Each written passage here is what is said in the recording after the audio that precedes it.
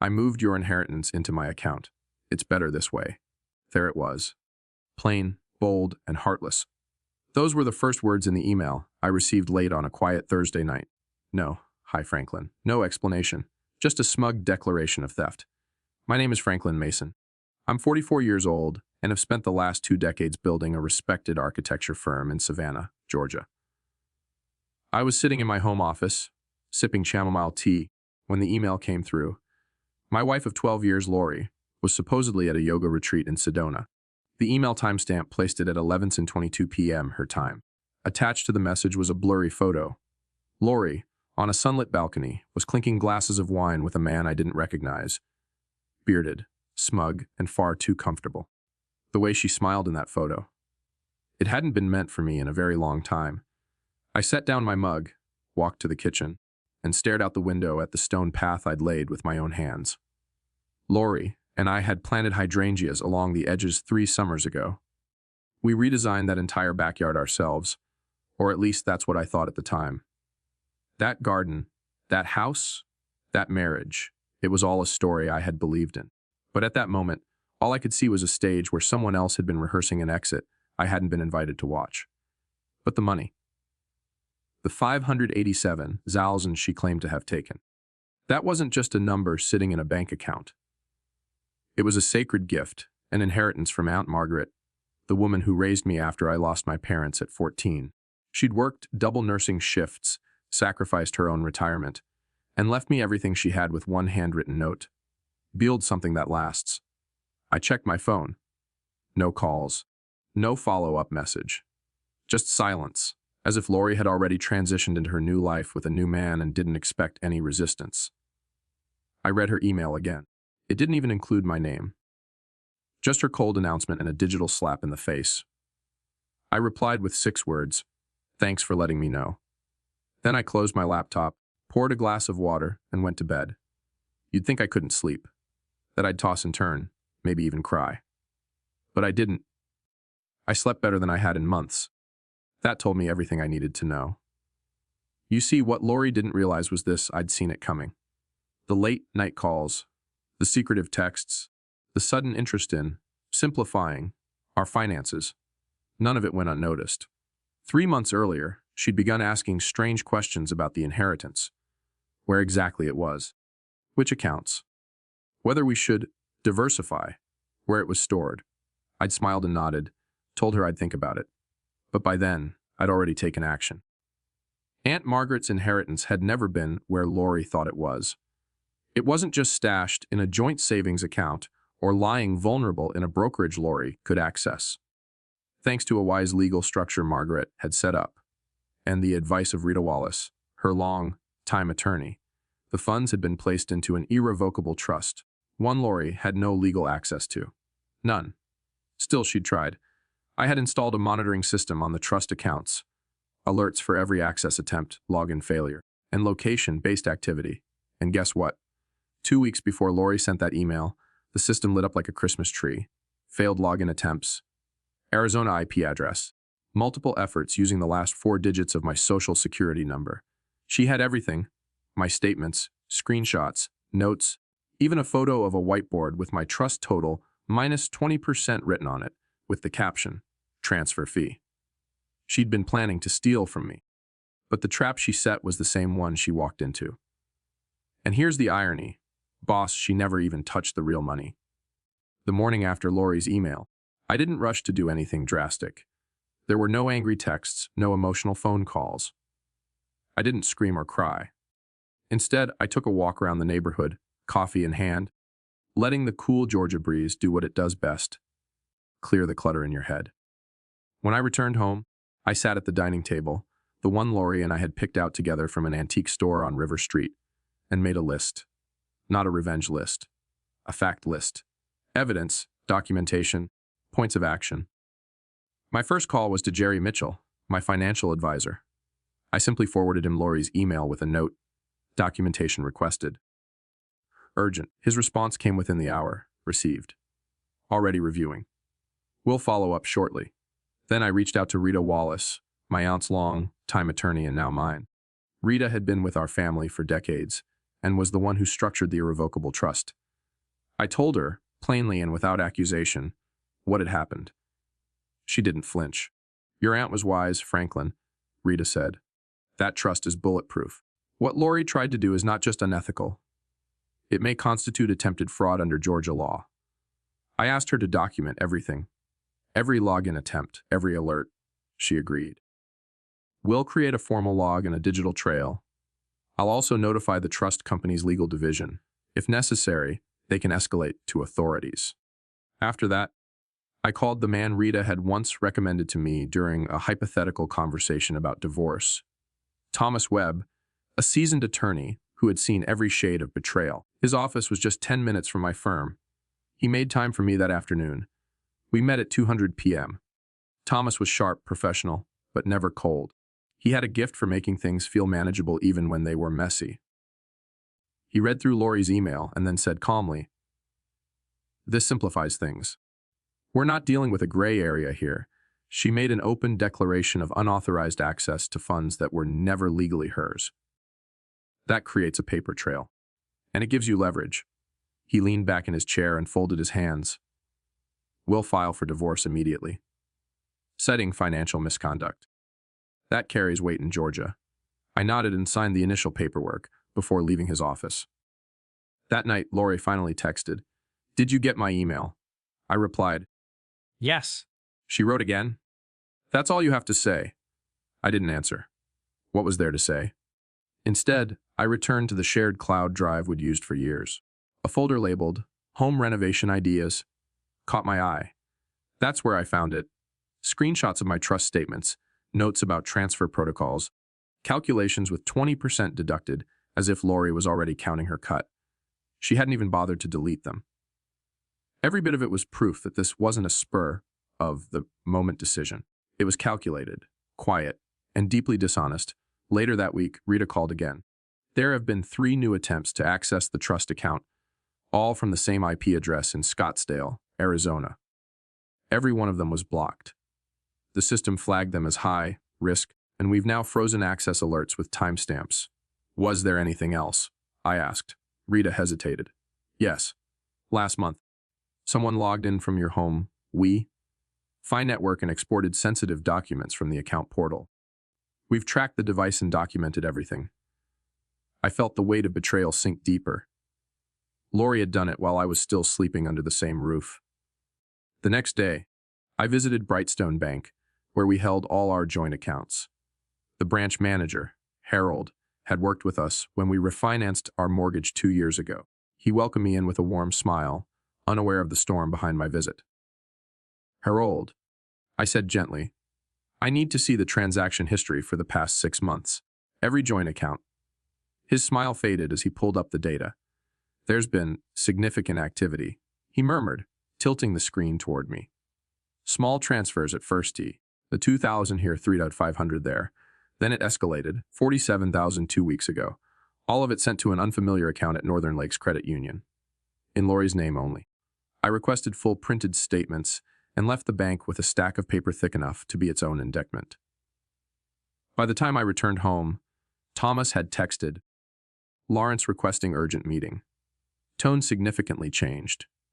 Lori's attorney, David Lawrence, was now aware that things weren't as his client had portrayed, and he wasn't happy about being messled.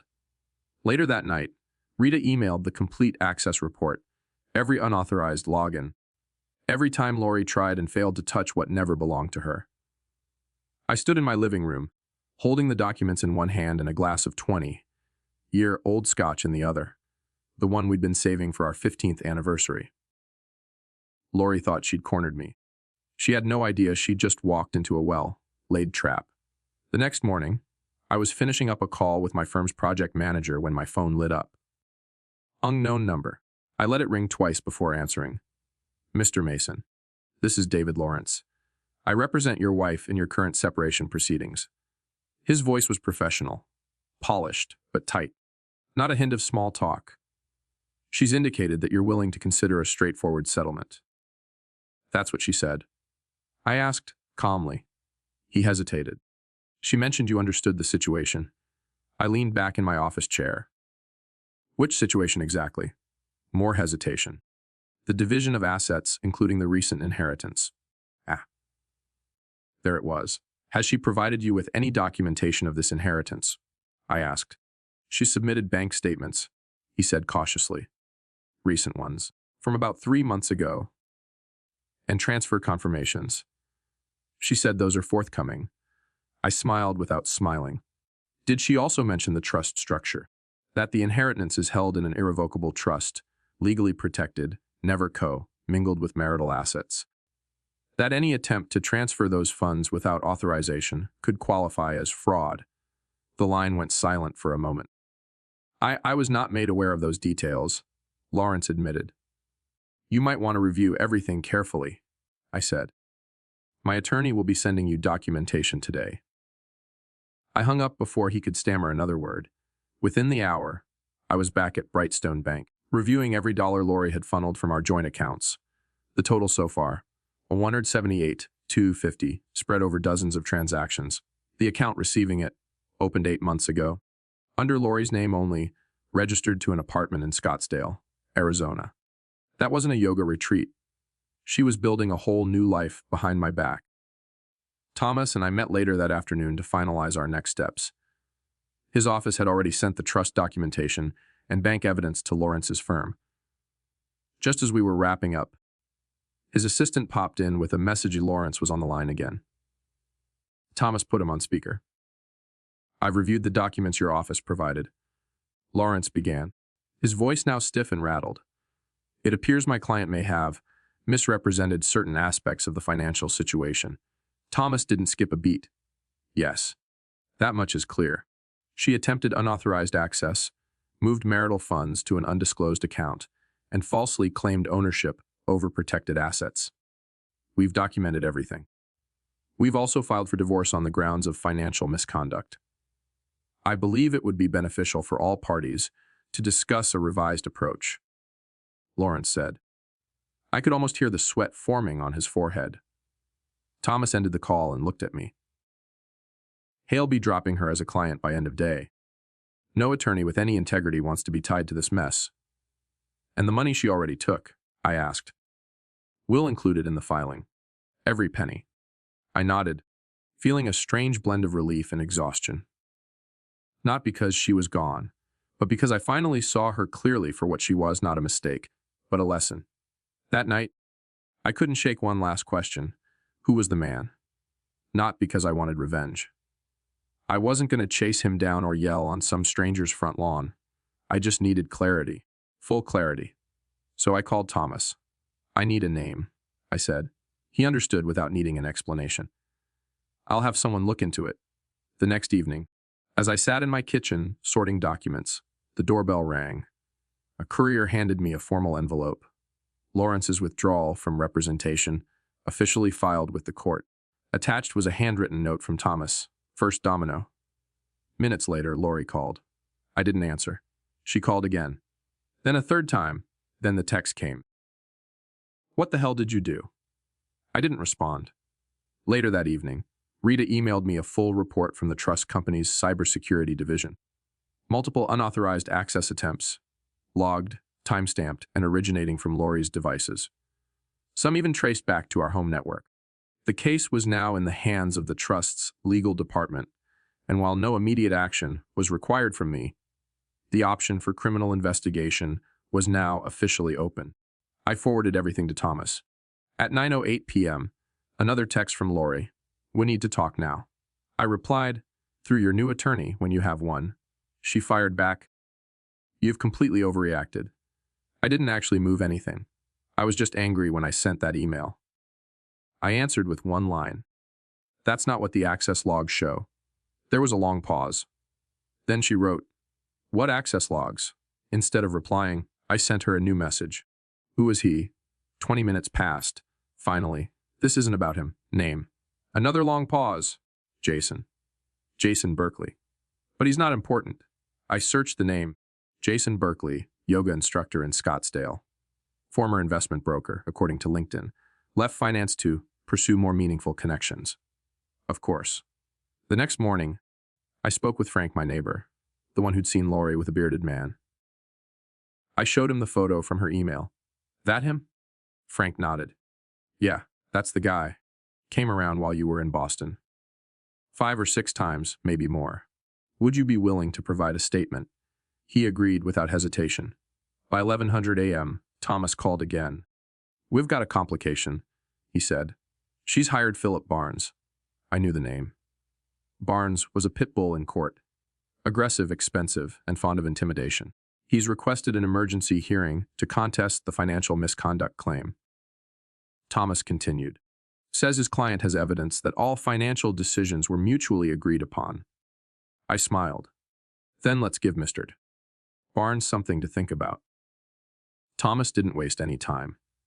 By that same afternoon, he delivered a package straight to Philip Barnes' office. Inside were all the pieces of the puzzle Lori had hoped I'd never put together, screenshots. From the cloud folder she forgot to delete, access logs from the trust company. Each login attempt carefully timestamped, bank statements showing systematic withdrawals from our joint accounts, the apartment lease in Scottsdale under her name, and a notarized statement from Frank, our neighbor, confirming Jason's visits while I was out of town by 5:00 p.m. Barnes had seen enough. Thomas's phone rang. It was Barnes' assistant requesting a private meeting to discuss settlement terms, urgently. When Thomas called to tell me, I could hear the satisfaction behind his measured tone. His blinking, Franklin. Hard. They're offering a clean split. She keeps what she already took and walks away from everything else. I leaned back in my chair. Counter that? With what? She gives back half of what she drained from the joint accounts, signs a non-disclosure agreement, and in return, I don't press criminal charges related to the trust. Thomas paused. You could push for more. You've got enough leverage to take it all. I don't want it all, I said quietly. I want this to be done, but I want it clean. The emergency hearing was scheduled for Monday morning. But by Sunday night, everything had shifted. Lori and Barnes arrived at the courthouse early, expecting a showdown. Instead, they were met by Thomas, with a freshly printed settlement agreement in hand. No judge, no courtroom battle. Just facts, terms, and consequences laid out on paper. I waited in the consultation room, behind the frosted glass walls, watching the scene unfold like a quiet spectator at the end of a long performance. Thomas slid the agreement across the table. Barnes read it first, slowly, then handed it to Lori. Her eyes scanned the document. She looked up at Thomas. So if I sign this, it's over. Thomas nodded. If you return Dow 89-275, waive all future claims, and agree to the non-disclosure, yes. He'll drop any fraud claims. I watched as her posture shifted. The confident tilt of her chin softened. Her hands trembled slightly as she reached for a pen. She signed. When they stepped into the room where I waited, she finally looked at me, for the first time in weeks. Her expression wasn't one of defiance anymore. It wasn't anger, either. It was something else entirely, something like recognition. She saw finally who she'd underestimated. I handed her a small envelope. What's this? She asked. The passwords. To the cloud storage, the house alarm, anything you might need to get whatever you left behind. She opened her mouth, then closed it. Her eyes searched my face, maybe for rage, maybe for regret. She found neither. It was never about the money, I said softly. That would have been easier to forgive. Barnes touched her elbow and motioned to leave. She clutched the envelope and followed him out. She didn't look back. 6 months later, I stood in the empty living room of the house on Victory Drive for the last time. I'd sold it to a young couple expecting twins. They loved the wraparound porch, the hydrangeas, the quiet street. They didn't ask about the history. And I didn't volunteer it. I moved into a downtown loft, just 2 blocks from my firm. Smaller space, fewer things, no ghosts. Rita helped me restructure Aunt Margaret's inheritance into something that mattered, a scholarship foundation for aspiring architects who, like me, had lost their parents young. Its first recipient was a 17-year-old girl from South Georgia who wrote about designing spaces that could heal the heart. Margaret would have loved her. One evening, after collecting my mail, I found an envelope with no return address. Inside was a personal check for $89,275 and a sticky note, the rest of what I owed. Not just the money, No signature. None needed. I didn't cry. I didn't smile. I simply folded the note and placed it in the foundation's records. That night, I walked down to the riverfront, to a bench where Lori and I once sat, dreaming about opening a joint wellness center. She'd run it. I'd design it. A dream that had died long before our marriage did. I watched a cargo ship roll by, holding that check in my coat pocket. Tomorrow, it would fund another scholarship, another chance to build something that lasted. I deposited the check the next morning. $89,275, just a number to most. But to me it was closure, a line drawn in ink. Not just a financial return, but an unspoken admission from someone who had spent months tearing down the life we built. I didn't text her back. I didn't send a thank you. I didn't need to. That chapter had ended exactly how it should, quietly, without applause or revenge. Just truth. Since the day Lori walked out with her suitcase and that fabricated smile, I had learned something most people don't discover until much later in life. Not all battles are fought to win. Some are fought so you can walk away clean. I poured my energy into the foundation, named it the Margaret Trust for Healing Spaces. A mouthful, maybe, but every syllable meant something. Each scholarship went to a student with loss in their story but fire in their eyes. The second recipient was a 19-year-old from Oklahoma. Lost both parents in a flood. Wanted to design storm-resistant homes for low-income families. When he visited Savannah, we walked past the old house on Victory Drive. I didn't say it had once been mine. I didn't need to. The loft where I lived now was smaller, yes, but it breathed easier. There were no secrets in the corners. Just light, open shelves, warm brick, and the kind of silence that made space for music, not memories. One Friday afternoon, Jerry texted, "Dinner still on. I'm bringing that architect I mentioned." I replied, "Count me in." On the way to the restaurant, I took the long route by the river. Cargo ships slid by like moving cities. That bench where Lori and I used to sit was empty. I paused, not to reminisce, but to give thanks to that version of me who kept building, even when the walls were falling down. There are few things in life more painful than realizing someone you trusted has quietly unbuilt everything you thought was real. But betrayal, in its rawest form, is a mirror, not to them, but to you. It asks, will you become bitter? Or will you become better? Will you chase destruction? Or will you choose construction? Franklin Mason chose to build. Not because it was easy. Not because he wasn't angry. But because somewhere deep down, he remembered what his Aunt Margaret had whispered through her wills. Build something that lasts. He could have dragged Lori to court, exposed her name, fought for every last dollar. But he didn't. Instead, he turned a heartbreak into a scholarship, a loss into a legacy, a betrayal into a blueprint for others to heal.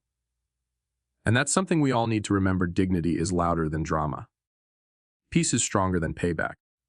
And starting over, if done with grace, can be the greatest design of all. If this story touched something in you, don't just scroll on. Have you ever had to rebuild after betrayal? What gave you the strength to keep going? Tell us in the comments. You never know who might need your story today.